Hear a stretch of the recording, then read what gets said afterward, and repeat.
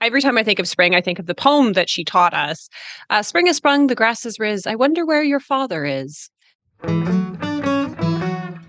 Welcome to Keep It Fictional, a weekly podcast for book lovers by book lovers. Build your to-be-read list with Sadie, Liz, Virginia, Fiona, and Corrine from the Port Moody Public Library. Warning, this podcast contains strong opinions and may cause an increase in your library holds list. Well, thank you for tuning into another episode of Keep It Fictional from the Port Moody Public Library. We are recording this episode during spring break in Port Moody, and allegedly spring is here, even though it is still freezing cold outside. And as I'm walking to work today, I still see little patches of snow that is on the ground. That was from a couple of weeks ago. So it is too cold to feel like spring just yet. But I would love to know, how do my book friends feel about spring? Is this a season that excites you? Sadie, what do you think about spring? I don't mind spring. Fall is my favorite season, and I do quite enjoy winter. So I'd say spring probably comes in a solid third, and that's mainly because it means that it's almost summer, and I absolutely hate summer. So spring I see as like a gateway to summer, and that just makes me really, really sad. But I have, in past years, I have started to enjoy the flowers and the cherry blossoms and that aspect of spring, not having to bundle up quite as much as you do in winter. But yeah, it's an okay season in my mind. It does have my birthday, so that is a bonus. So it's okay. Totally agree. It is just an indication that summer is coming, and I hate it. And so yeah, summer is the worst. So it would be also in a third place for me. I also think that like when I think about spring, I have very like singular memories in Hong Kong of like it really being humid. And because Hong Kong, a lot of the floors is like tile. So going to school, you just remember this really wet floors everywhere. And then if you drop something on the floor, it's disgusting. Like you pick up your notebook and it's like all black now because of the grossness. That's what I think about when I think about spring. So I had no good memories of it. So yeah. Fiona. Yeah, so I'm actually a pretty big fan of spring. For the most part, my favorite season is the one that is coming next, with the exception of summer. I don't like heat and I don't like rain, but I do like flowers. So, there is a lot of rain in spring, but there's also a lot of rain all the time in Vancouver. So I'm not even sure that it's like particularly a spring thing when it comes to Vancouver. What about you, Mark? I'm pretty sure I'm the only one who will say summer is their favorite, because I like the sun. I don't like the rain and the cold, the damp. I don't know if it's because I've lived in so many places that are just not good during the winter, where it's just like it feels bad all the time, just cold and damp and everything like that. So then in the summer, it's a nice change. Plus, just also in general, I would say I like the outdoors probably more than the other people on this podcast, perhaps. So being able to go outside a lot during the summer is very nice. Whereas like during the fall and winter, and even to a certain extent the spring, you can't really do very much of that in Metro Vancouver. So being able to do more of that for that one season kind of feels like a special thing. Oh, you can have all the sun you want. You can have all the heat. You can enjoy it for all of us. Corrine, what is spring to Corrine? Spring, I have to refer to one of my poetic influences of my mother, who's every time I think of spring, I think of the poem that she taught us. Spring has sprung, the grass is riz. I wonder where your father is. So it kind of evokes a strange kind of like melancholy and sadness. Strangely enough, spring, ambivalent, but I don't mind summer because I'm always cold, and in summer I am finally warm. But spring contains one of my very favorite times of the entire year, which is the cherry blossom season.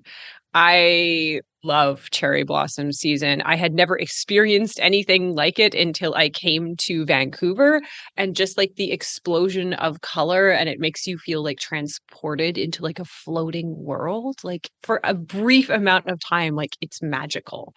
And so I look forward to spring. I do look forward to spring for that exact reason. Great. And if you ever come to Port Moody, there's definitely lots of beautiful cherry blossoms right in front of our library. So we get to enjoy that every single spring. Which, of course, begs the question, why am I hosting this episode? Because I don't like spring. But anyway, I think it's because when we think of spring, like you all mentioned, we think about like things growing, like plants, green stuff growing out. And I'm assuming that I got really excited about like, killer plants and creepy mushrooms. Like that's probably where my mind went. So I'm like, oh, like I should host this episode. I don't know. But I hope that all of you have managed to find a plant book, because that is our topic for today. Books that heavily feature plants and mushrooms. And hopefully you have found a book that you enjoy that has plants and stuff in it. So we are going to go to Fiona first because I added the mushroom parts just for them. So what kind of book do you have for us today? Well, as a matter of fact, I have a mushroom book for you. So thank you for that. And let me tell you, after this book, I am a convert to mushrooms. Mushrooms are cool. They're super cool.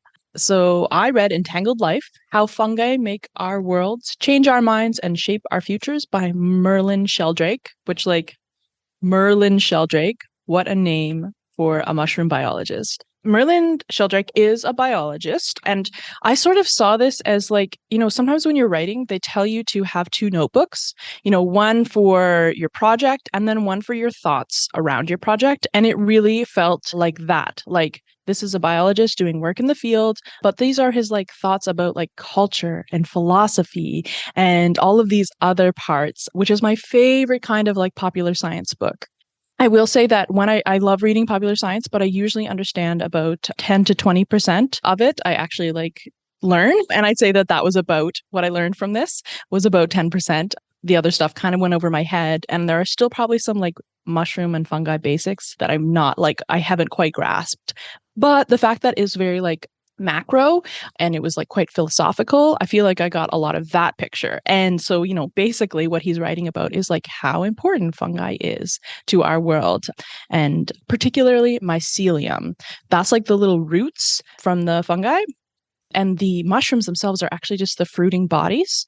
But the important thing about mycelium is that it's this interconnected paths, and they're not just connected to each other and other fungi, but to bacteria and to other plants.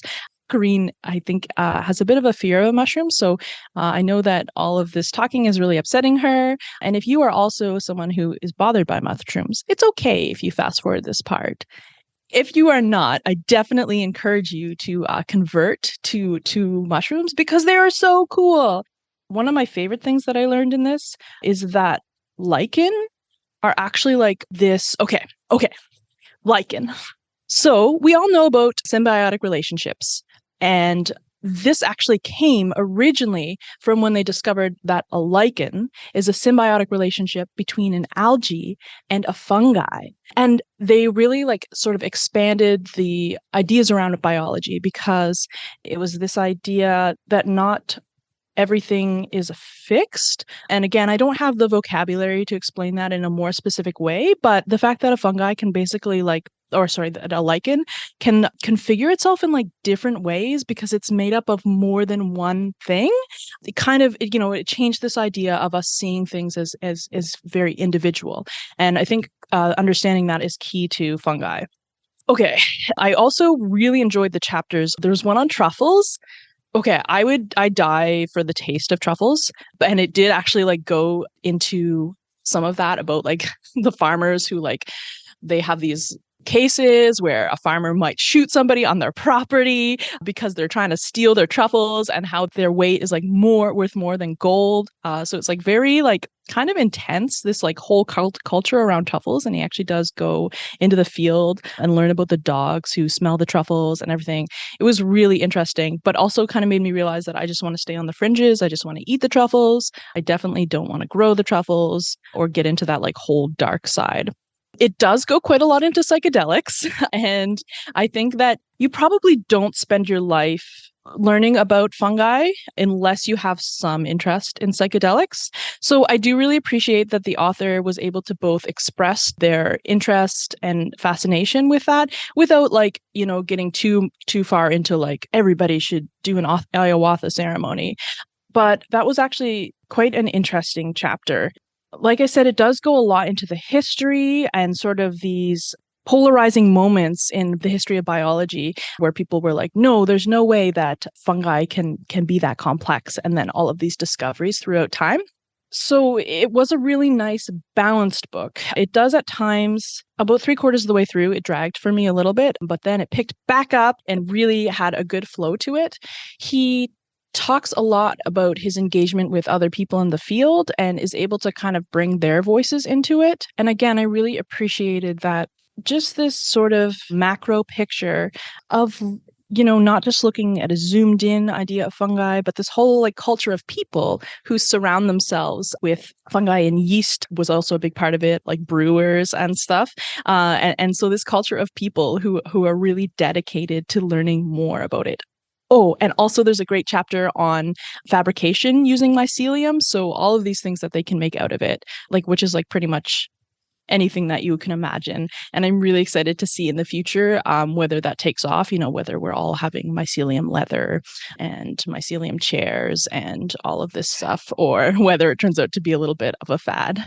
If you do enjoy popular science, this is a really, really readable book that will take you down a rabbit hole that maybe you didn't know that you wanted to go down. That was where I was at. It was the hold that showed up at the right time for this podcast.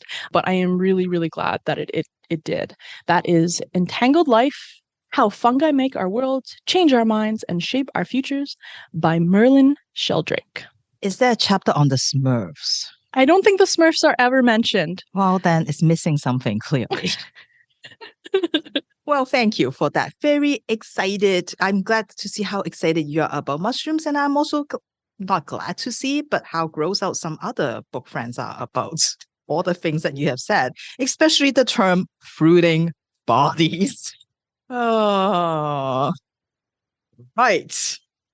Okay, so let's maybe move off mushrooms. I don't know. We'll find out. Sadie, what kind of plant mushrooms book do you have for us? All right. I do not have mushrooms. Don't worry, Karine. No mushrooms are going to be mentioned in the talk of my book.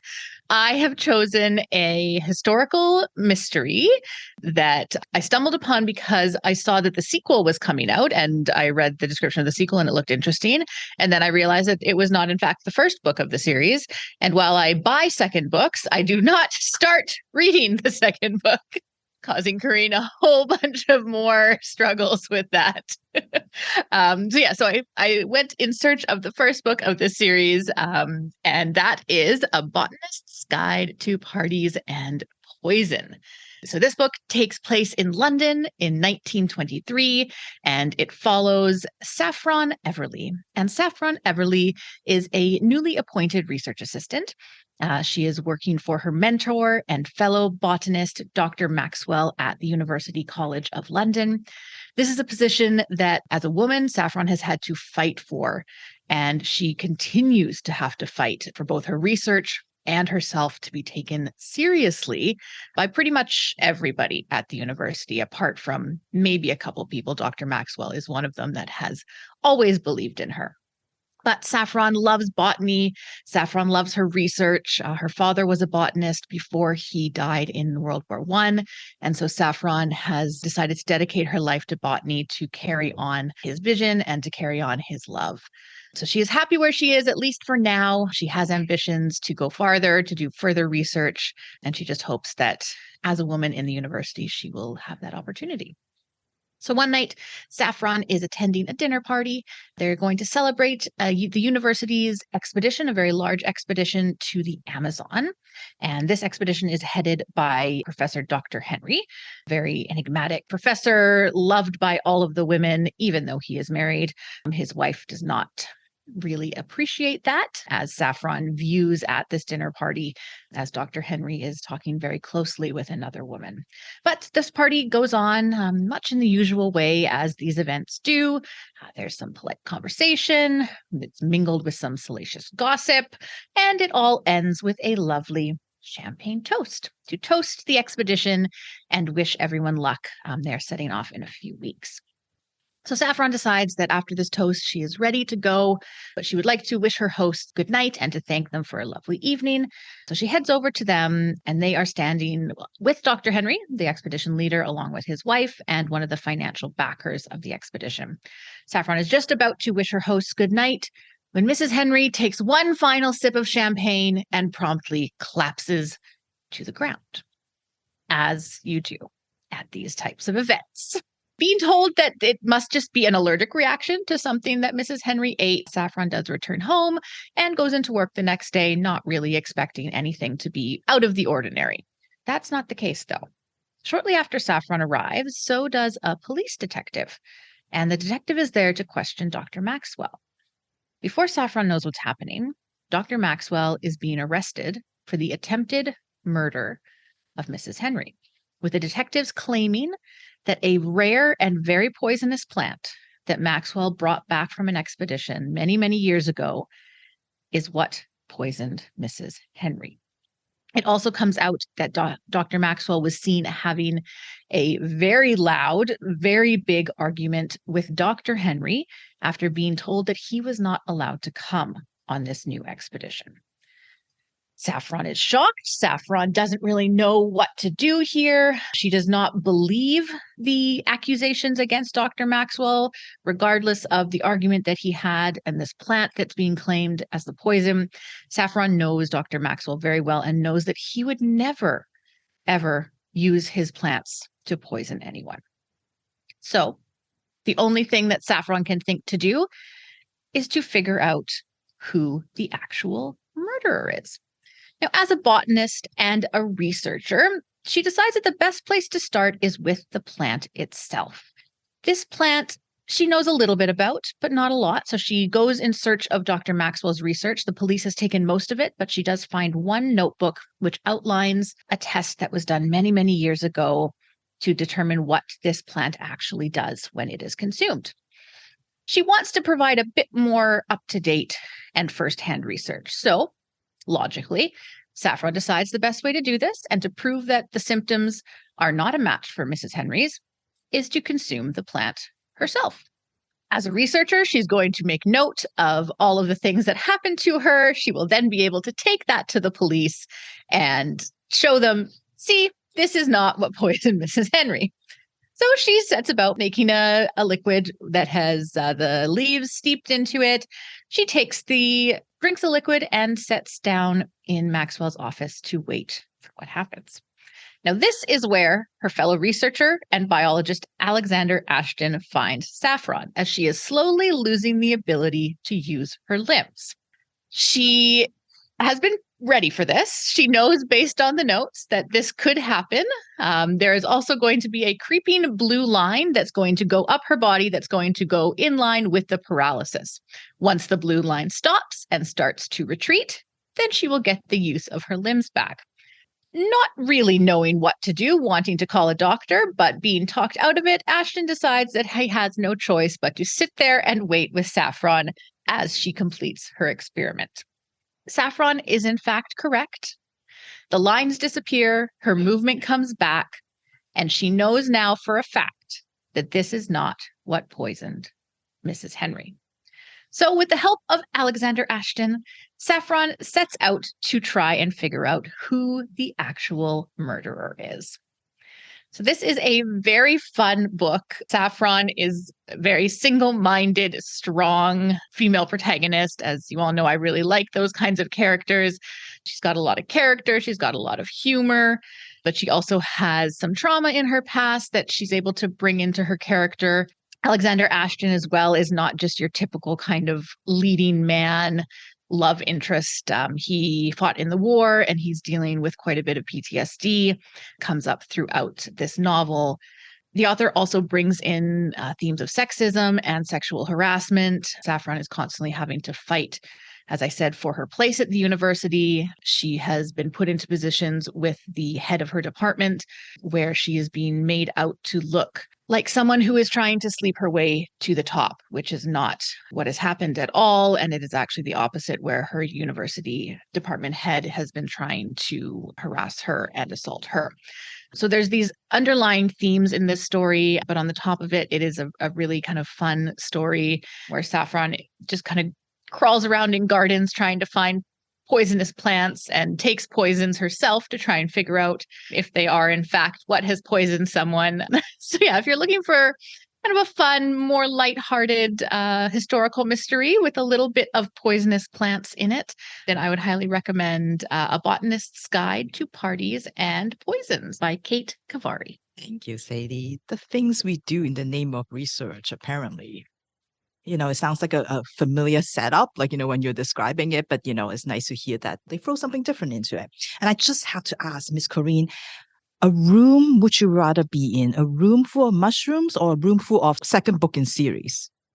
Which is more horrifying to you? I just have to ask. Okay, but here's the thing. If the room is just all second books in a series, then that is pleasing because they are all the same, because they're all second books. And so that in and itself is like a collection of seconds, which is pleasing to the brain. Mushrooms, however, want you dead. All right, now we know. Well, seeing that Sadie has decided to take a break from young adult fantasy, I thought I will fill in that today.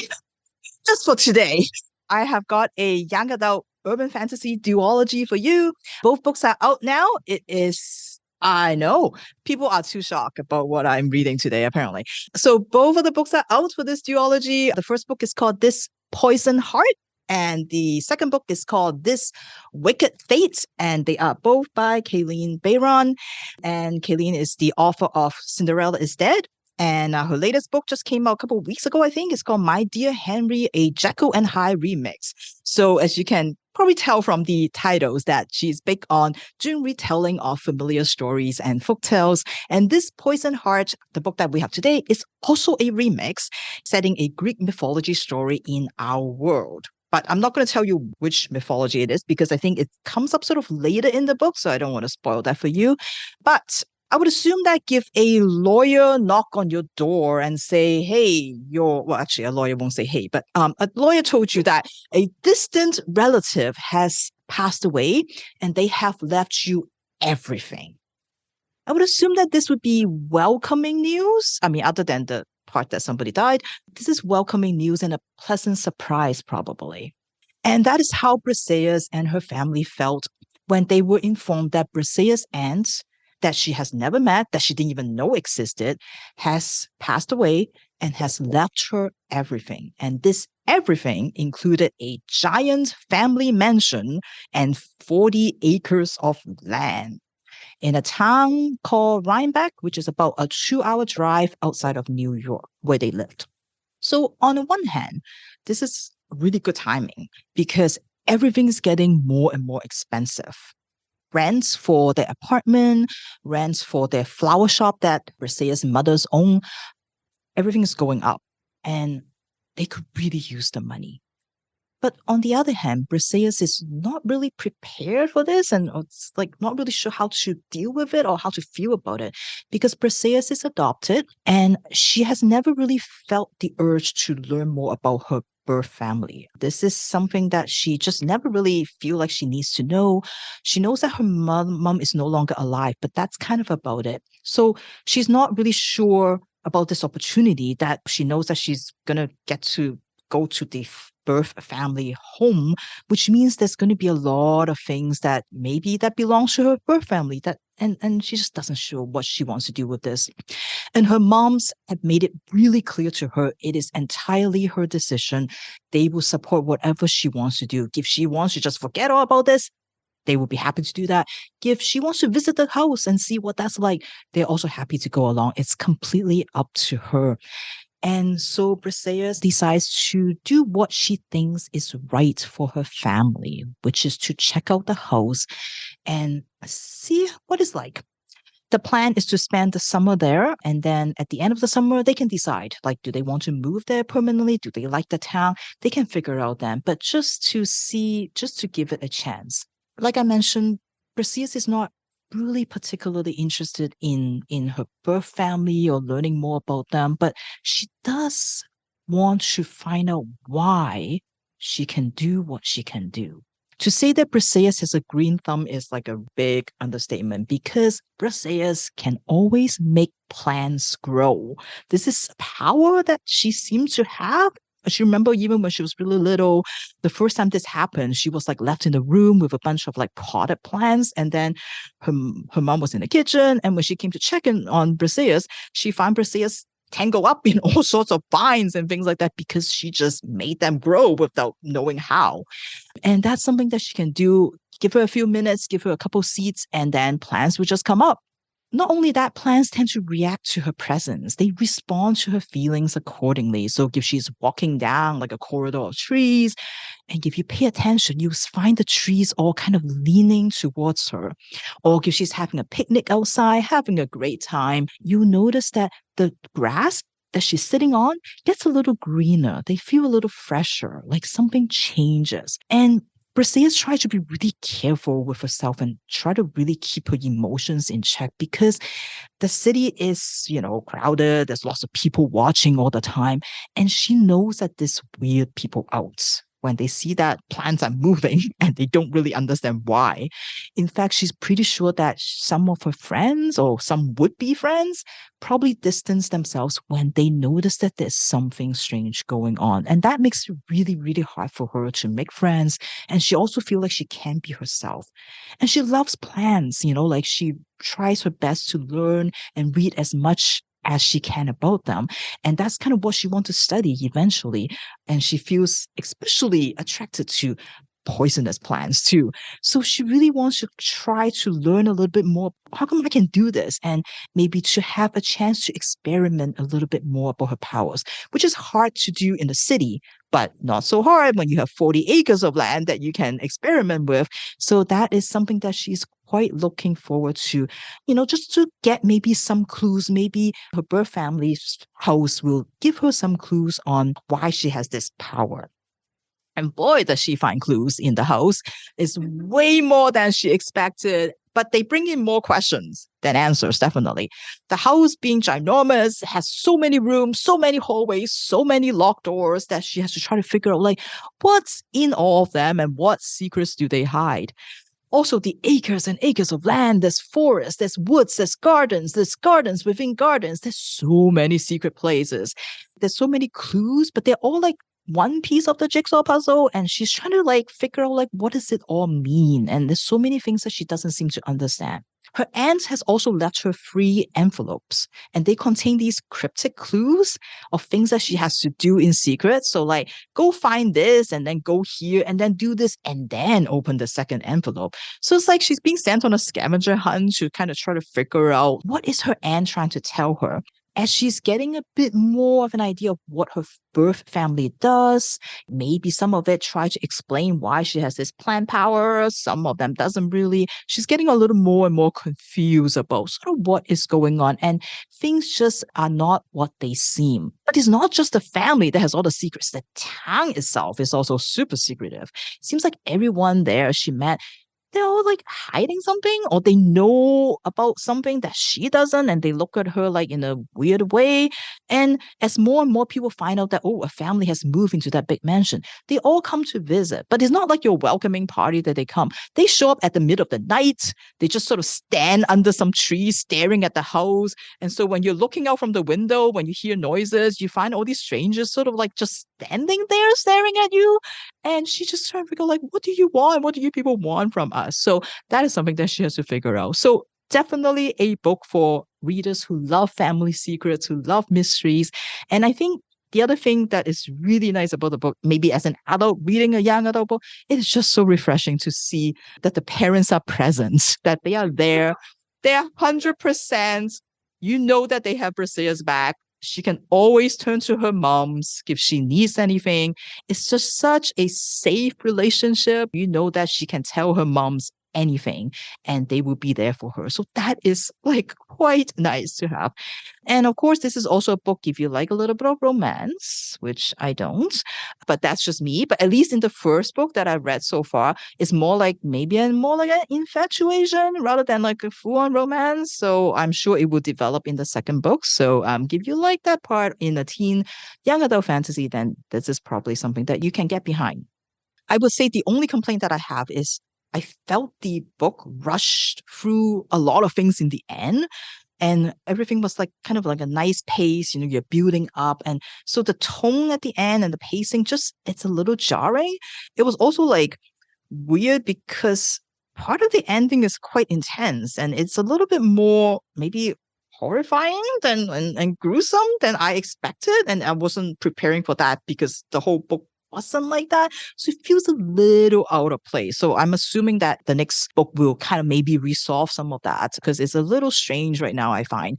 And also on top of that, there's inklings that something is up. And this something is something that we'll probably could talk about next week in our episode, but it just doesn't feel quite right.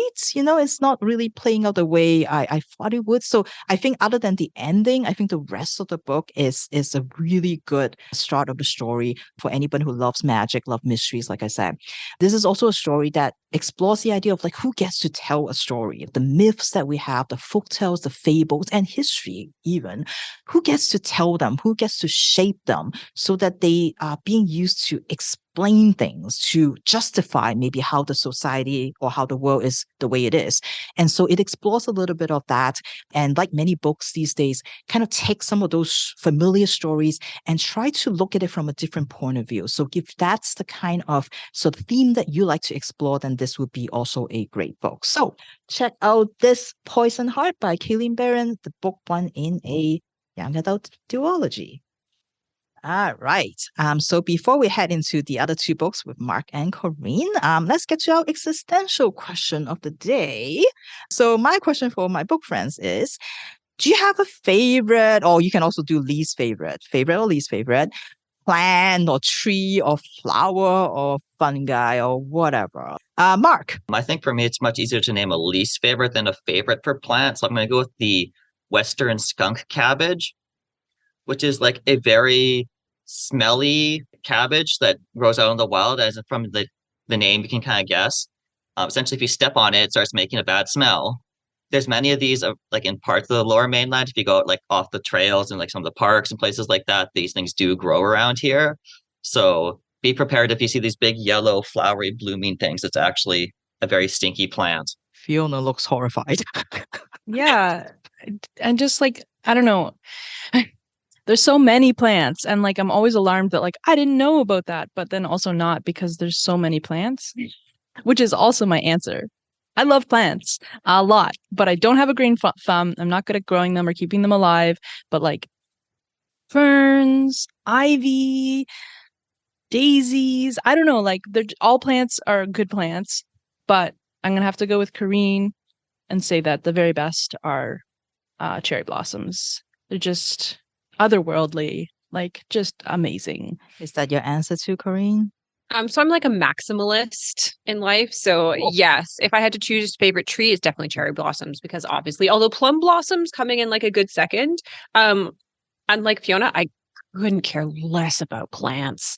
I just don't care. When my roommate talks about gardening, I have to like pinch myself, like pay attention, care. But if I had to go for like favorite flower, it's definitely peonies, because they're just like a lot. They're there, they're in your face, they're huge, they're the size of dinner plates, and you can probably like kill a man with one. Always goes back to that. Can this thing be a weapon? Yes? Great. Sadie. First, I do want to say, Mark, we had a lot of skunk cabbage in Nelson, so I'm familiar with it, and there was a whole field, and when you would drive by it, you would be able to smell it. It was terrible. It was terrible. Similar to Fiona, I do not have a green thumb. I try so desperately, and I kill so horribly. I've had people confiscate plants from me before with the promise that they would bring them back to me once they had livened it up again. It never comes back. I don't think that's because they couldn't bring it back to life. I think it's because they do not trust me to take care of it. I've tried to grow many avocado pits over the years. They have thrived, and then they have died horrible, horrible, horrible deaths. I think from childhood, this has stayed with me. My favorite flower is a tiger lily. I just like, they used to grow naturally by my school, my elementary school, and I used to love them. I think it comes back to my love of fall colors, and that kind of like orange color just reminds me of that. But yeah, I do. I so want to be able to grow things. My dad is an amazing gardener, and I try so hard. Maybe Evie will get the gene that has been passed down from her grandfather, and thinking maybe it skips a generation. And maybe she will be able to create and maybe teach me how not to kill. Nice. I have no feelings about trees and plants. They're fine. They're there. I could care less about flowers. Flowers are completely pointless in my mind. Pointless. But yeah, trees fine. Trees are good. But there's one tree that I'm scared of, and I don't know why. It's the monkey puzzle tree. I find them really creepy. I feel like they're going to like creep behind you and it's going to like strangle you or something. So I do not like them. So I walk around them. That's one tree that I will walk around, cross the road so that I don't have to be near them. It's the monkey puzzle tree. Do you ever play the game with them where if you see one and you're with someone, you have to pinch them? No. No? When I see one, I run away. So I don't have time for games. But no, I never heard of that. Kind of similar to like the Volkswagen Beetle game where like you see someone, you give them like a, yeah. So yeah, the monkey tree game. They have like a really malevolent aura. Yeah. It's just something about it. Like they feel like a murderer. And I believe them have murdered a lot of people if you're not paying attention. So yeah. And to my knowledge, I don't think we have them in other parts of the country. So it's a little bit alarming when you come here and you're like, what is that monster? I literally did a double take the first time I saw one because I was walking by someone's yard. I was like, what the hell? Like, because it's big and gloomy and sharp and angry. Yeah, and I'd never seen anything like that before. It looks like it comes out of like the Jurassic period. I'm so glad that I'm not the only one. What people would be like, what are you talking about? They're great. Oh, you. Okay. So yeah, no, they are creepy. Okay, good. We agree on something. But this does seem to raise the question of who are these people who keep them in their yards then, if everyone finds them so creepy. Who are these people who keep these trees around? Better than security. Keeps people away from their house. It's the only point of them. Anyway, well, thank you for sharing that. All kinds of plants and flowers. Yeah, so listeners, let us know, what is your favorite or least favorite? What do you find creepy? All right, Corinne, your book for today, is it a creepy plant book or a regular plant book? I actually do find these plants creepy, again, because of where I grew up in like northern Alberta. I had never seen one before until I moved here, and I was like, oh, that's ugly. Really, really ugly. And I really don't care for it. So this book was a mild struggle.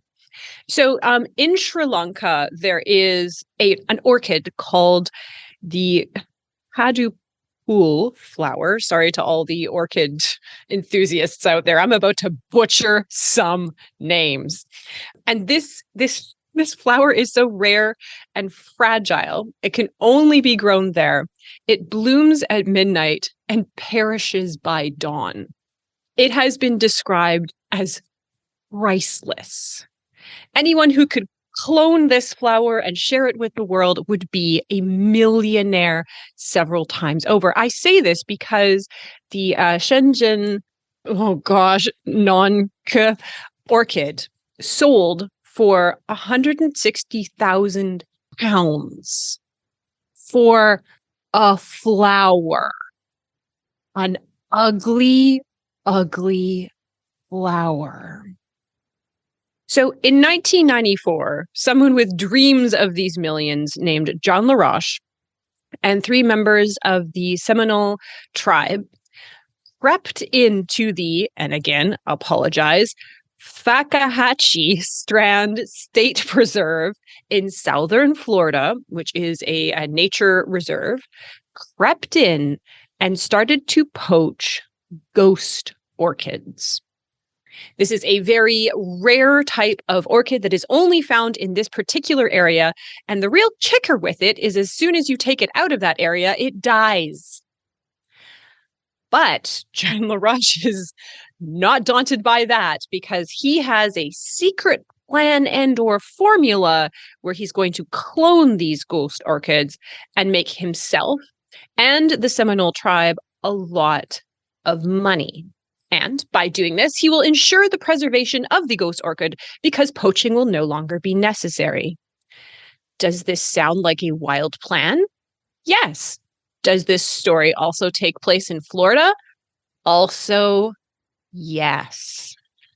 So, this is the slightly unhinged story of the Orchid Thief.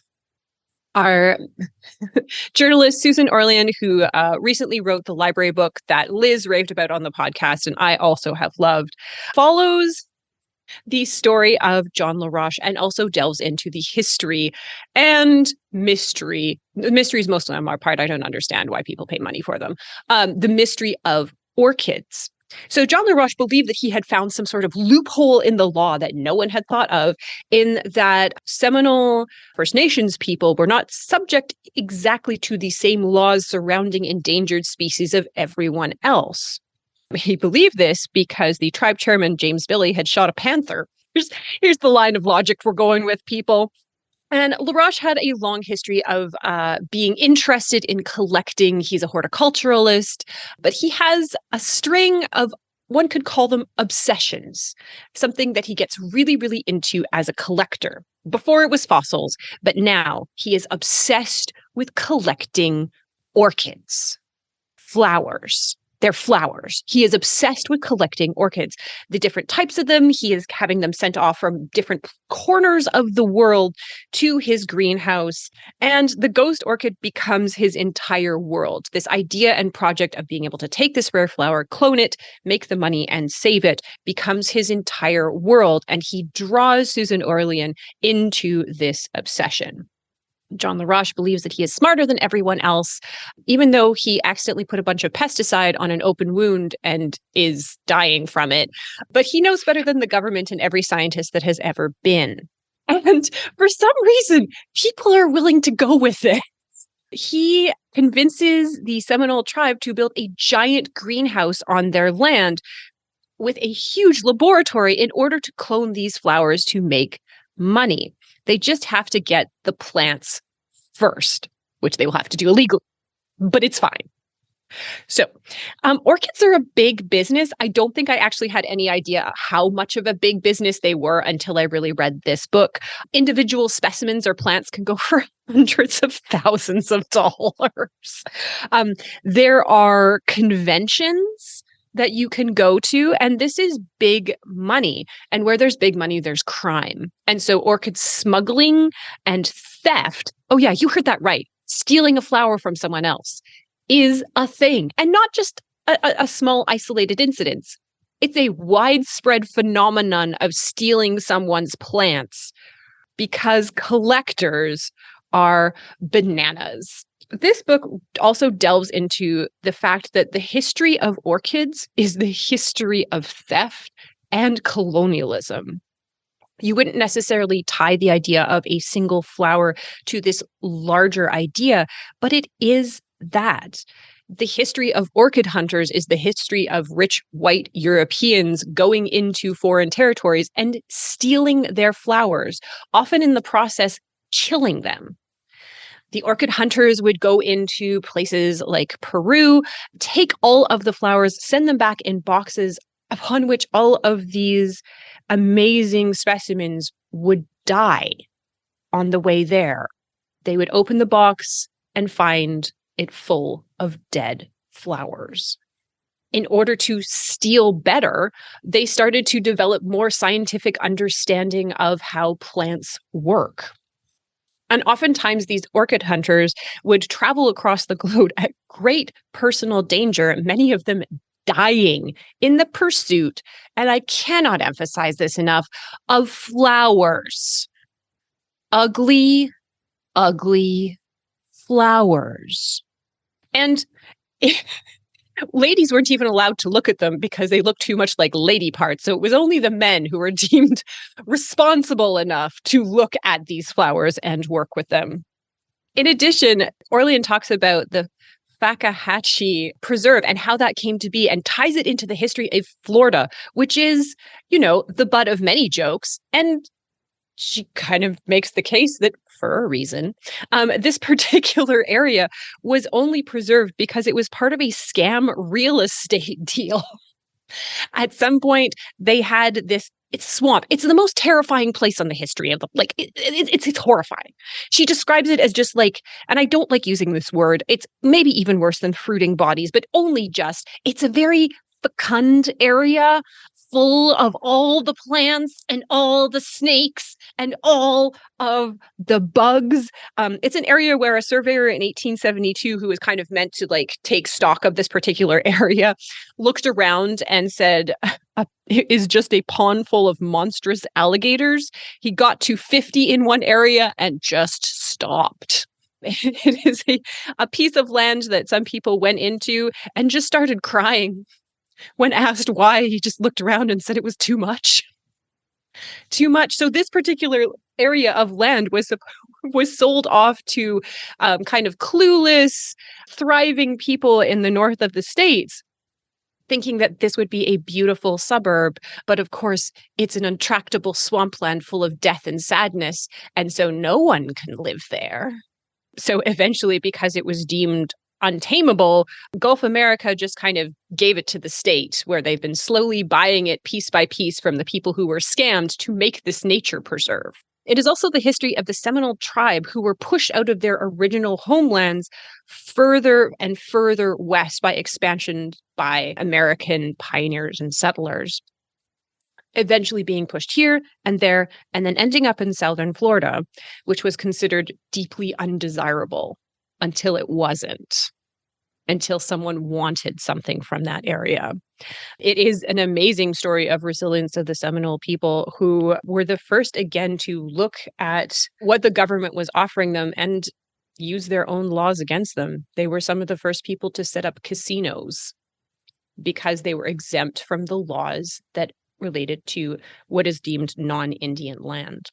It is also the story of collectors. You really do begin to see that orchid collecting is an obsession, and really that some people are just born with that gene, is that once they start owning something or start collecting something, they cannot stop. It's an illness. It's even described by some of the people who are involved as a drug. Once you get your first orchid, you got to get them all, like a really pointless Pokemon. And all around this is Susan Orlean's trying to make sense of who LaRoche is. Who is John LaRoche? This enigma, this botanist, this deeply amoral man, but maybe a genius, but maybe not. As she travels around with him and gets deeper and deeper into the orchid world, trying to understand his passion, trying to understand the passion of other orchid collectors, as she herself seems to lack that particular gene that gets her interested in that kind of thing. It is a lovingly meandering, full of interludes and detours and little historical details. It was famously turned into a film by Charlie Kaufman, where Orlean had a affair with John LaRoche, which she absolutely did not in real life, and was a little taken aback when she got the script. But she got to be played by Meryl Streep, so she seems to have made peace with that. If you are looking for kind of a deep dive into a subject that, if you're like me, you don't care about at all, but is still very interesting, if you're a big fan of Sarah Vowell, or if you just want to know why people will pay thousands of dollars, this can kind of explain it for you. It is a fun, very enjoyable read. Even though it is a little bit older, I would definitely recommend picking it up. You will learn so much about orchids, just a painful amount, just a horrible amount of facts about orchids. But you'll be happier for it. Will you? Will you be happy for it? I don't know. I'm like mildly like intrigued by the idea. I did, okay, because I kind of, I'm like, oh, she's talking about like different orchids, like they look like this, so I Googled them and I was like, oh, they're all like ugly. They're all really ugly. I don't see it. I don't see it. But I also don't collect things. So I don't understand that obsession to have it all. Mm-hmm. Yeah, but that's the wow thing, right? Like, it's just trying to figure out this, I'll just stick to collecting squishmallows. I think that's what I would do. And by the way, orchid-based Pokemon is called Laurentis. So there you go. That I will collect. Anyway, so thank you, Corinne, for that wild orchid book. Now you're full of orchid knowledge. Maybe you can get into one of those collecting business. As a seller. Absolutely not. Absolutely not. Absolutely not. Oh no, because you have to have the right connections and like the right orchid legacy, and you need to like be in the orchid community. Maybe that's something Evie can get into. Maybe if she gets that green thumb, maybe she can grow them. Yeah. millions of dollars. There you go. Yeah, buy mom and dad a nice big house somewhere. There you go. Works for me. You will have to live in Florida, though, because all their other environments are inhospitable to orchids because they are very, very specific to the area that they are grown in. It's true. And it's way too hot and humid in Florida. I don't think I could do it. I don't think they Yeah. have fall or other seasons. So don't think I could do it. And there's way too many bugs. Ugh. The bugs are scary there. Yeah. There's a no. million gators. You end up underwater eventually too. Well, like, okay, that is the history of Florida, is just some guy being like, yeah, I'll throw a ton of sand in the ocean. Now it's Miami. That's just what they do. Oh, this is a swamp. Well, I'll plant some trees in it. And now it's like a suburb. For how long? And it's full of alligators. It's full of alligators. And people like wrestle them for fun. They have this like snake hunts too now, I think, because there's so many snakes. No. Or is that somewhere else? I can't remember. Somewhere in the south has snake hunts. No, they also have snakes. Yeah, don't worry about that. They have everything. They've got it Any all. gross things you can think of. They've So got many it. Yeah. bugs. And it's so like all I think of now when I think of Florida, because she goes into the swamp trying to find this ghost orchid, which like take a picture and like email it. But anyways, all I could think of when like she was like walking on was just like. That's like the background soundtrack of this entire book. Oh, thank you. Well, with that image in our mind and that sound that is going to play, we're going to try to focus on Mark's book and see what kind of plant book they have for us. I'll try and get that smushing sound out of everyone's minds, hopefully, because it's now in my head. I know that. But thankfully, my book will have a little bit more Zen kind of nature, plants and trees and things like that. So I will be talking about a mountain to the north, a lake to the south, paths to the west, a river to the east by László Krasznahorkai. Krasznahorkai may be one of the most well-known and well-regarded Hungarian writers in the world writing today. Several of his novels since the early 2000s have been drawing more and more attention in translation. Originally, his works were not quite as well known, but it seems like in more recent years, some publishers like New Directions have been bringing out some of his past works. So, for example, this novel was translated into English last year, but was released originally like about a decade and a half earlier. So Krasznahorkai is also known for some of his previous works, including Sayobo There Below, which won the 2015 Man Booker International Prize. And he's also somewhat known within film circles for his collaborations with the fellow Hungarian filmmaker Béla Tarr for adaptations of his novels, including the nearly 7-hour-long adaptation of his novel Satan Tango, because they just wanted the full experience of that novel in film form. So it's nearly 7 hours long. You better get the DVD because you're not going to sit through that in the theater, I don't think. That's going to be the thing that Kareen will remember about this, is the 7-hour-long movie book. We've all got something to drive Kareen up the wall today. 7-hour movie book is mine. So, anyways, in this particular book, we follow the wanderings of the grandson of Prince Genji, the famed general ruler of the Tale of Genji, an epic narrative written in the early 11th century Japan. This wandering person is never given a name of his own and is only referred to by his relation to this figure of Prince Genji. Somehow still living in the early 21st century, this out-of-time or timeless wanderer is in search of the 100th and final garden of his prized book, 100 Beautiful Gardens, the most treasured and loved book in his collection. His wandering has lasted presumably about a millennium now, as he roams the country in search of this elusive 100th garden. With a silent passion, he searches and wonders if this garden has ever even existed, but nonetheless, he continues to wander in search of the simple perfection promised by the 100th and final garden, the secrets and tranquility it is said to have. This wandering has brought him to a remote and abandoned monastery in the mountains, hoping that this long journey will finally reach its end.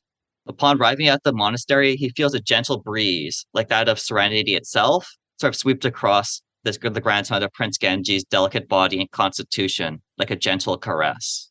This caress digresses into a reflection on the various winds of nature, winds that are playful, dangerous winds, predominant winds, geostrophic winds, and winds of all 12 forces of the Beaufort scale. These are the kinds of like wandering, meandering kind of thoughts and feelings and reflections that sort of go on in this book. It takes a kind of Zen, almost Buddhist approach to thinking about nature and things like that, but also this kind of scientific, modern kind of aspect to it as well, of like how nature is measured and calculated and thought about in a scientific kind of way. These two elements blend together in a kind of interesting way that I wasn't expecting when I started reading it. Upon his entry into the monastery, you become acquainted with its various aspects, like its layout, its wings and locations, the bell tower, communal areas, and things like this. As it has stood for more than a millennium and is now abandoned, it's sort of in like a decaying state, but still the kind of timeless aspects of the gardens, of the grounds, of the sort of aesthetic design qualities of this area, and the various artifacts, scrolls, and sutras that are located within it are reflected upon within the narrative. And the book itself is told from the perspective of a kind of disembodied, omniscient narrator rather than like any specific character, because there's actually very little dialogue or very few even characters in the story itself. It's mostly just the grandson of Prince Genji, as well as some reflections that go back to before the monastery was even built, the different artisans and different people who contributed to the creation of this particular location. One space that is described in a particularly striking manner is the white gravel surfaces, the sands in the gardens, sculpted and milled into precise shapes and sizes, arranged into formations like the undulations of waves to evoke the ocean's restlessness in a form both simple and beautiful. And taken together, the sort of singularity of the artisanship and the circumstances around the monastery itself led to the complexity of making these grounds, in Krasznahorkai's words, incalculably monumental. It's kind of a singular beauty, a singular kind of place that, even though it had these kind of artisanal aesthetic works put into it, the way that it's located within this particular topography in this particular time and space makes it sort of like unique and singular in that way.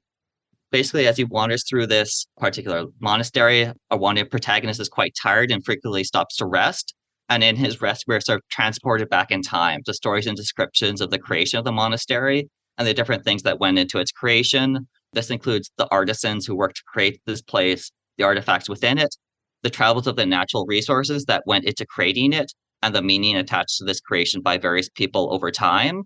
So with one particular chapter that describes the process of selecting trees from the surrounding mountains, the methods of felling the trees, chopping and disassembling them, transporting them, selecting cuts for different uses, treating the cuts, assembling them into products, and then their placement and importance within the monastery are all expounded upon by our omniscient narrator. Other chapters are more focused on the development of the natural environment itself. Example of this is the description of a particular group of hinoki trees in the courtyard that originated in a forest in China near the city of Tishan in Shandong province. The narrator details the journey of the pollen spores by wind over thousands of kilometers, with the number of wind hazards, rains, and places they could have landed that will result in the end of the spores before they could ever germinate. Even after germinating, the attendant risks of extreme weather, insects, beetles, and slugs that could snack on them and devour them, the young sprouting tree in its infancy before it could become a truly grown tree. To the days of growing tall and proud with lush foliage and majesty, as though they were bearing a hidden message to the story of their existence, beyond the knowledge and comprehension of any human who gazed upon them in the monastery's courtyard. So in this way, there's kind of like a, almost sort of described as like Zen or Buddhist kind of reflection on the role of nature being independent of human existence, but also its relation to human modification and the use of nature by humans for their own sort of purposes in creating the monastery. And the title of the book itself comes from the surroundings of the monastery itself and is a reference to what are called the 4 great prescriptions of a monastery's construction, and that should be protected by a mountain to the north, a lake to the south, paths to the west, and a river to the east, so as to designate perfectly the intentions, the dimensions, and the objective of the construction of the monastery and its layout. In turn, it's a reflection on life, time, being, aesthetics, and history in a sort of compact and poetic form. Krasznahorkai's writing is it's written in a sort of standard prose like you would expect from a novel, but it's very poetic in the kind of details it picks up on, in the way it tries to change your perception of certain things, to pick up on details of things that you may not normally think about or perceive when looking at these kinds of constructions or aspects of nature. So I found that aspect of the story very interesting. And so if you like books that gently and gradually envelop you like a delicate wind, that just sort of like washes over you in a way, because it's not really like a narrative driven book. There's not like major events, like there's nothing like earth shattering that happens in this story. It's just about the gradual feeling of this place, the things that went into it, and all the gradual development over this millennium of time.